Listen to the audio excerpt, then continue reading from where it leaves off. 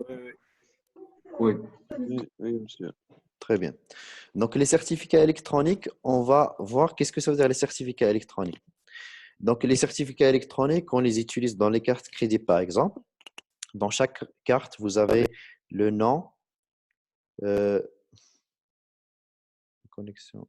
Donc, le nom, le numéro de série, la date d'expiration et la copie de votre clé publique et bien sûr la signature de fabricant.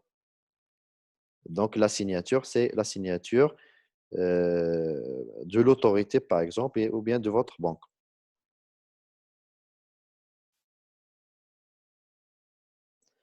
Donc, c'est comparable à la signature manuscrite, mais c'est plus de détails.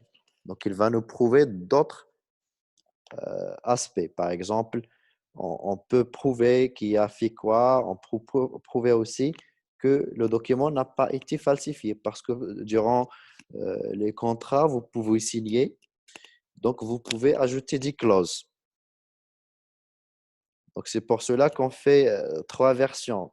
Donc, pour faire des contrats, donc il faut faire trois versions. Une qui reste chez le signataire et la deuxième chez donc entre les deux personnes qui veulent faire la signature. Donc, la problématique dans la cryptographie asymétrique, c'est qu'il y a la distribution de clés. Donc, comment envoyer la clé, comment distribuer la clé, comment gérer les clés. Et aussi, on va dire, lorsqu'on utilise la cryptographie asymétrique, qui va prouver que c'est toi qui as fait la clé.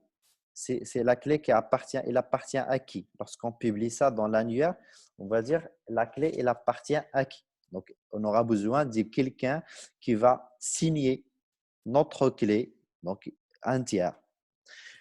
L'autre problème, c'est que, on va dire, comment révoquer la clé. Si vous publiez, par exemple, votre clé publique sur l'annuaire et vous avez perdu la clé privée. Donc, est-ce qu'il y a une méthode qui va nous permettre de révoquer, de dire que ce n'est plus ma clé? Et aussi pour déterminer est-ce que la clé est valide ou pas. Parce que pour les clés dans les certificats électroniques, on va protéger la clé publique. On va dire elle appartient à qui et la date de validité. Et on va signer ça par quelqu'un qui est, alors, bien sûr, une autorité qui va signer le tout. Est-ce que vous suivez? Oui, monsieur. D'accord. Donc, l'attaque sur les clés, c'est ce qu'on appelle l'attaque MITEM, ou bien la main de Medel. C'est qu'on peut avoir entre l'émetteur et le récepteur quelqu'un qui génère, qui travaille avec double identité. Donc, il travaillera avec Bob comme étant Alice, il travaillera avec Alice comme étant Bob. Donc, il peut envoyer et réceptionner les messages et de falsifier les données même en utilisant de la cryptographie. Donc, ça, c'est parmi les problèmes. Donc, on va essayer de voir quel est le principe de l'autorité de certification. Donc, ici, lorsqu'on parle de l'autorité de certification, on parle de l'infrastructure PKI, donc Public Key Infrastructure. Donc, l'autorité, généralement pour les autorités, c'est comme dans le gouvernement, il y a une autorité qui va signer vos passeports, elle va signer vos cartes d'identité. Il y a aussi des autorités pour signer les cartes bancaires, etc. Aussi sur Internet, il y en a plusieurs autorités qui ont qualifié pour faire la signature des certificats électroniques. Donc, comment? C'est tout simplement Alice, il va envoyer la clé publique à l'autorité. Donc, lorsqu'on génère la clé privée, on dérive la clé publique et on envoie la clé publique à l'autorité. Maintenant, l'autorité va vous demander quelques papiers pour prouver que vous avez la clé privée. Donc, si vous avez la clé correspondante, CA va vérifier l'identité de Alice. Il va signer l'ensemble par sa clé privée, donc la clé privée de CA. Comme ça, on aura ce qu'on appelle des certificats électroniques. Donc, Bob, il recevra un certificat électronique sur laquelle il y a la clé privée de Alice plus la signature de l'autorité. Donc, il peut vérifier est-ce que c'est bien la clé de Alice grâce à la clé publique de l'autorité. Donc, les certificats, ils sont classés par donc une catégorie spéciale. C'est une norme internationale, c'est X509. C'est un format utilisé dans les certificats électroniques actuels. C'est une normalisation ISO, ou bien c'est une normalisation en fait qui va prouver ou bien qui va gérer donc la méthode dans laquelle on écrit et on va générer les clés. Il y a plusieurs versions. Donc la première version, c'est dans les années 88. L'actuelle version, on utilise la version 3 qui est apparue dans les années 96. Donc, le format standard des certificats X509, donc il y a le numéro de version, le numéro de série, l'algorithme de signature, la norme utilisée, c'est l'X500, la validité, donc le début et la fin, le sujet, donc le nom de la personne qui détient la clé et votre clé publique. Donc, le CA, qu'est-ce qu'il va faire? Donc, l'autorité, elle va prendre tout ça, tout ce qui est en vert, il va calculer le hash. Il va chiffrer le hash avec la clé privée de CA pour générer ce qu'on appelle la signature. Il ajoute la signature à la fin. Donc, l'ensemble construira ce qu'on appelle les certificats électroniques. Est-ce que vous avez suivi jusque-là? Pas vraiment, monsieur. Pardon, Arnaud? Oui. J'ai dit, j'ai pas bien saisi le D'accord. concept. Donc, pour C'était compris, c'était compris. Un je connais accent, pas. je pense. Amin, amin. Amin. D'accord. Donc, je répète. Allah. Pour les certificats électroniques, il existe une format standardisé, c'est international, parce qu'on va travailler avec ces certificats-là dans dans tous les navigateurs partout dans le monde.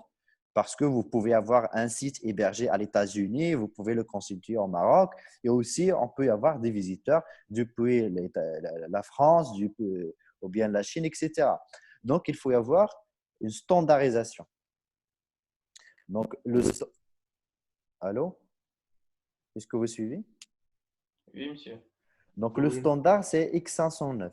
Donc, c'est une format dans Oui. laquelle il y a un numéro de version, un numéro de série, l'algorithme utilisé, le nom de CA, la validité, donc date début, date de fin, le sujet, le nom de la personne et la clé publique. Donc, comment réaliser les certificats? Donc, le CA, il va prendre tout ce qui est en vert, il va calculer le hash, il va chiffrer le hash par la clé privée de CA pour générer la signature. La signature, on avait déjà vu la signature. Donc, on va ajouter la signature ici.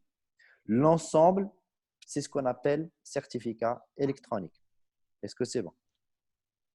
Oui, monsieur. C'est très bien. Oui, monsieur. Oui, C'est bien, Amine? D'accord, c'est très bien.